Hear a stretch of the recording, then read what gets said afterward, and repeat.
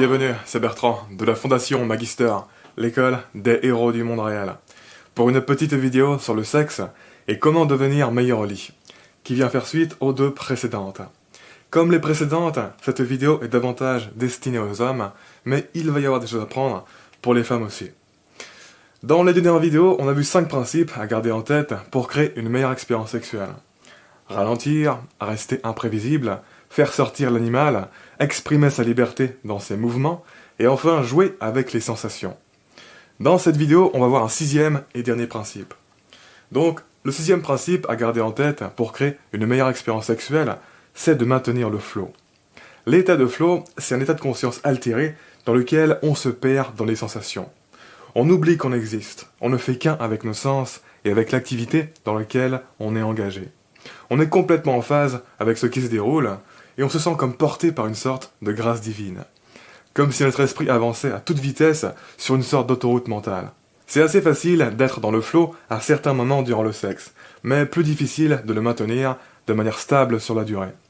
Et pourtant c'est ça qui assure les meilleures expériences et les meilleurs orgasmes. C'est pour ça que tu ne dois pas laisser la tension tomber à plat. Le principe numéro 2 de l'avant-dernière vidéo, le principe de toujours rester imprévisible, est très lié au flow. Si tu restes sur un même mouvement ou sur une même zone du corps pendant trop longtemps, d'une part, les sensations vont s'atténuer, mais en plus, ça va finir par trop amener la conscience dessus, ce qui va rebrancher les mauvaises parties du cerveau et casser l'expérience globale. Si vous êtes à fond dans une phase de pénétration qui a beaucoup de tension et que tu sens que tu vas finir trop tôt, sors et enchaîne direct avec tes mains ou avec ta langue. Ne demande pas de permission. Ne laisse pas de pause s'installer car ça va facilement tuer le flow et vous faire revenir à la conscience de soi. Dès que tu sens que la pression de la charge sexuelle s'est suffisamment dissipée dans ton corps, tu peux repartir à l'assaut. Le tout est d'enchaîner les transitions de manière fluide pour ne pas avoir le temps de sortir du flow. Pour info, tu peux gérer la pression de la charge sexuelle dans ton corps à travers 3 moyens. 1. La pleine conscience. 2. La respiration lente et profonde dans le bas du ventre. 3. La contraction des muscles du périnée. Les 2 premiers, la pleine conscience et la respiration lente et profonde dans le bas du ventre, sont des moyens proactifs à faire en continu et à privilégier.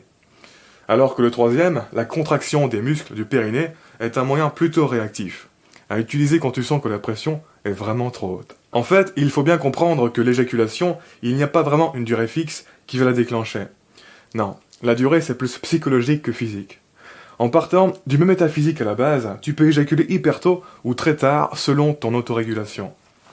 En fait, l'éjaculation, c'est essentiellement lié à la tension énergétique de ton corps et de ton esprit de manière globale. Si tu es hyper excité, que tu te bloques à certains endroits et à certains moments, que ton corps est tendu et alimenté par un courant d'énergie rapide et instable, ça peut arriver hyper vite. En revanche, si tu es présent et que tu ne te bloques jamais, et que ton corps est alimenté par un courant d'énergie stable qui circule amplement et dissipe les tensions, tu as tout le temps devant toi. Quand tu commences à devenir énergétiquement tendu quelque part, y compris au niveau de l'esprit et des émotions, cette tension va se propager et contribuer à te mettre dans un état global plus propice à l'éjaculation. La tension engendre la tension. La détente engendre la détente. D'où la pleine conscience. Ici, la pleine conscience, ça consiste à être pleinement connecté avec son corps et avec son esprit, de telle sorte à percevoir toutes les petites variations de tension et à ne jamais les laisser s'installer et se développer toutes seules. Tu dois être pleinement conscient de tout ce qui va faire augmenter et concentrer la charge d'énergie et de tout ce qui va faire baisser et dissiper la charge d'énergie, de sorte à pouvoir proactivement piloter la tension, contrebalancer les montées et les baisses et te maintenir dans cette petite zone idéale où la tension est élevée sans être trop haute. Il y a des variations subtiles de la charge du corps et de la circulation que l'on peut capter et avec lesquelles on peut se familiariser. C'est tout un langage complexe qu'il faut apprendre. En fait, il y a tellement de moyens de libérer la tension qui est en train de se développer dans son corps. C'est fou, il faut vraiment être ouvert. Par exemple, le relâchement de la tension des yeux, du visage et du cou, ça va te permettre de durer plus longtemps naturellement. Pour relâcher leur tension, c'est facile, il suffit de mettre sa conscience dessus et de faire des mouvements sans tension. Il faut bien comprendre que quand les tissus de notre corps sont tendus et bloqués dans une certaine position, c'est comme s'ils ne respiraient plus. Et par conséquent, ces tissus bloqués contribuent à accumuler la tension globale du corps. Quand tu les relâches avec des mouvements sans tension, ils respirent de nouveau. Si tu veux durer un max durant le sexe, tu dois scanner consciemment tous les points de ton corps et relâcher la tension inconsciente qui est présente.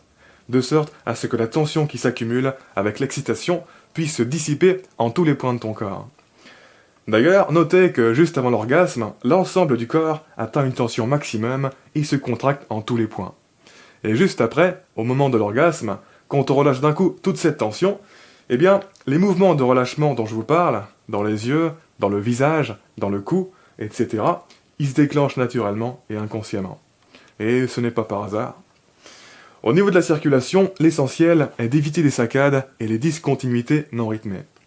Et pour ça, tu dois avoir une respiration ancrée dans le bas du ventre, qui soit profonde, fluide, lente et continue. Ça ne veut pas dire qu'il ne faut pas faire de pauses conscientes dans la respiration. Non, juste qu'il faut faire des pauses conscientes et contrôlées au bon moment. Typiquement, au pic de l'inspiration, juste avant d'expirer, faire des pauses permet de temporiser la circulation. Après, quand tu fais des pauses dans la respiration, tu dois quand même continuer tous les autres mouvements de ton corps comme si de rien n'était. Ça n'a pas un impact sur l'activité en gros. La pleine conscience te permet de dissiper et de prévenir les tensions, que ce soit dans les muscles, dans l'esprit, dans la respiration, dans la circulation, dans la perception, et ainsi de garder ton organisme tout entier dans un état relativement relâché, malgré l'activité sexuelle qui fait naturellement monter la tension. Petite coupure, je viens de me rendre compte que la vidéo s'est mal enregistrée, donc il faut que je refasse la suite. Si tu gères bien la pleine conscience, couplée avec un rythme de respiration fluide, tu peux diffuser et dissiper en continu la montée de tension de manière équitable et ça va te permettre de durer autant de temps que tu gardes cet état de conscience. C'est la clé ultime pour durer. Après, le problème c'est que durant le sexe, c'est plutôt facile de s'emballer à la moindre perte de présence. Et étant donné que la zone de tension sexuelle idéale est très fine, en général, dès que tu perds ta présence, le temps que tu la retrouves, c'est trop tard. Tu ne vas plus pouvoir empêcher l'éjaculation de manière proactive avec la respiration. Non, il faut faire quelque chose de réactif là. Donc, pour ne pas éjaculer, il faut que tu contractes en réaction les muscles de ton périnée. Et que tu maintiennes cette contraction suffisamment longtemps pour que la pression se dissipe et revienne à un niveau gérable. Et ensuite, tu peux reprendre la régulation par la respiration. Donc, pour ne pas s'emballer et partir hors piste, ça demande une certaine intentionnalité ferme de rester présent et connecté à son corps avant de démarrer. Mais les bénéfices ne valent pas juste pour le sexe, donc ça vaut carrément le coup de développer cette capacité. En fait, c'est vraiment à ce niveau-là que le sexe et le développement personnel se croisent à fond. Le sexe, c'est un des domaines les plus pratiques et les plus mesurables pour faire progresser les muscles de son esprit. Et notamment les capacités méditatives et les capacités de s'autoréguler. Vous savez, les capacités méditatives, c'est souvent assez abstrait à estimer. Mais avec le sexe, les limites de ton contrôle conscient, les limites de tes capacités d'autorégulation et de tes capacités méditatives vont être physiquement exposées. Tu vas sentir en temps réel que tu perds le contrôle. Ça va être très concret. Et tu vas pouvoir te rendre compte que globalement, tu perds le contrôle de manière schématique. Tu vas réaliser que c'est vraiment comme si tu avais des muscles dans l'esprit et que ces muscles ont une certaine endurance avant de tomber en panne. C'est un sacré outil pour apprendre à se connaître et pour développer son contrôle de soi. Ne vous méprenez pas sur le pouvoir du sexe à ce niveau. Et d'ailleurs, on en reparlera en détail dans le prochain épisode qui sera dédié à la masturbation méditative. Voilà, donc ça c'était le 6e principe à garder en tête pour créer une meilleure expérience sexuelle. Maintenir le flow. Qui clôt cette petite série de 6 principes sexuels directeurs sur la conscience, la connexion énergétique et le mouvement. Il y a plein d'autres choses à dire sur le sexe, notamment tout ce qui est des dimensions psychologiques, verbales et narratives, qui s'ajoutent aux autres dimensions, et aussi tout ce qui est anatomie et techniques de stimulation, etc. Il y a plein de choses à explorer, c'est tout un art holistique. Donc je vous invite vraiment à expérimenter les possibilités pour vous améliorer. La marge de progression est infinie. Et sur ce, dans le prochain épisode, on parle des bienfaits et des méfaits de la masturbation, de nofap et compagnie.